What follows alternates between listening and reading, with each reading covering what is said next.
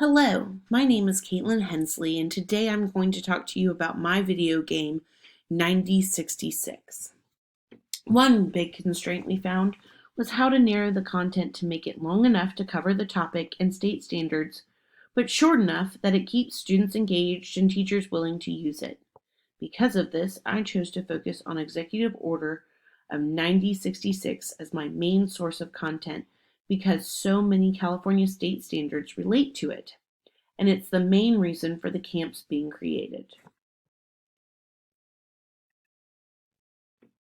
For those of you that don't know, on February 19, 1942, President Roosevelt authorized the evacuation of all persons deemed a threat to national security from the West Coast under the Order of 9066, i.e., that's how Japanese internment camps were created. This video game will take participants on a journey through the life of Japanese Americans during the effects of the Executive Order of 9066. It will begin with the assembly centers and take them through life in the camp, and then it will end with the Reparations and Civil Liberties Act, which will be each a level that I'll talk about a little later in this presentation.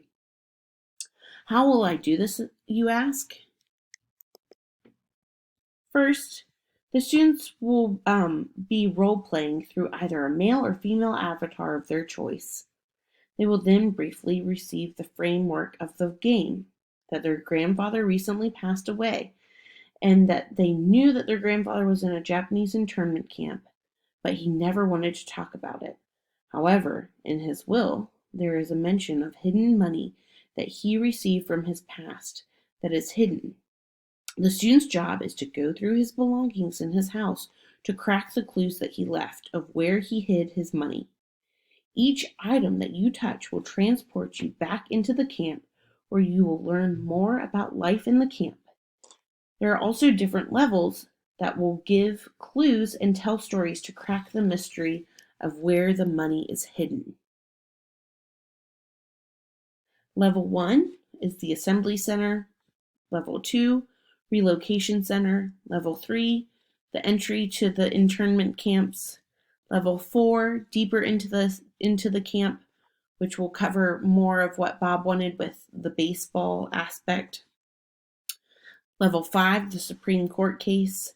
Level 6 is the final level where they will discover the hidden money from the reparations of Executive Order 9066.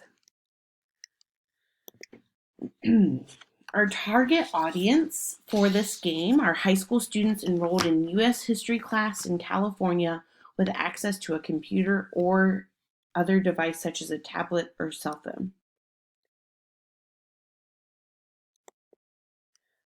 The genre of the game is role play, and it was chosen to appeal to both male and female students.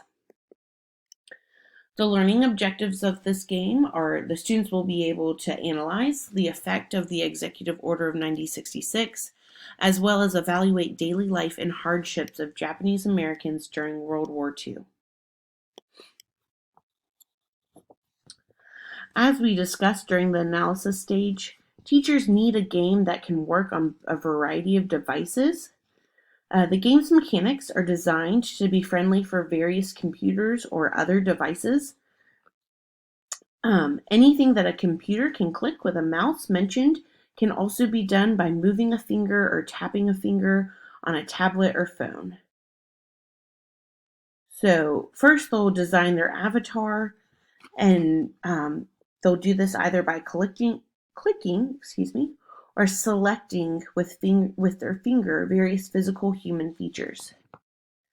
Students will also be able to level up by learning about Japanese American life during Executive Order 9066 in order to figure out clues and move to the next level.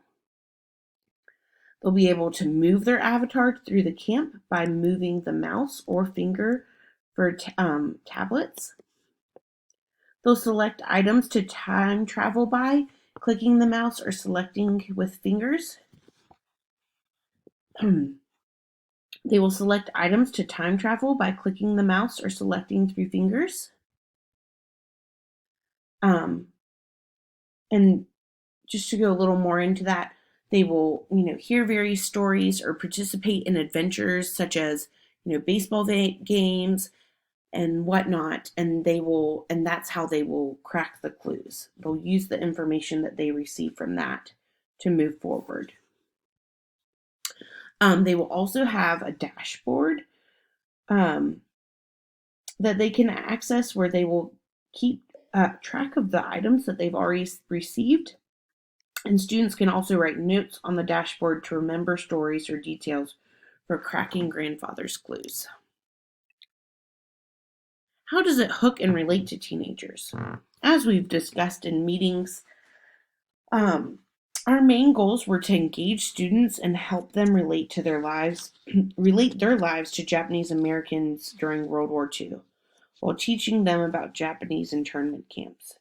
9066's elements of adventure, cracking clues, discovering treasure will really hook students, all the while educating them about life in internment camps. As far as our goal to have them relate to their own lives, I think the element of having their own family member in the camp, whether it's role play or not, will give a more human experience and make them think, how would I feel if my grandfather or a family member was in an internment camp? What makes 9066 so special? What makes Bob's school so successful is students have choice and voice within their learning through PBLs. With this in mind, the game was designed because this is what students can design their own avatars, as well as choose the items they want to learn and explore. Also, learning through discovery makes this game special through its treasure hunt features and storytelling. Ultimately, both of these features of choice and voice and discovery learning through discovery,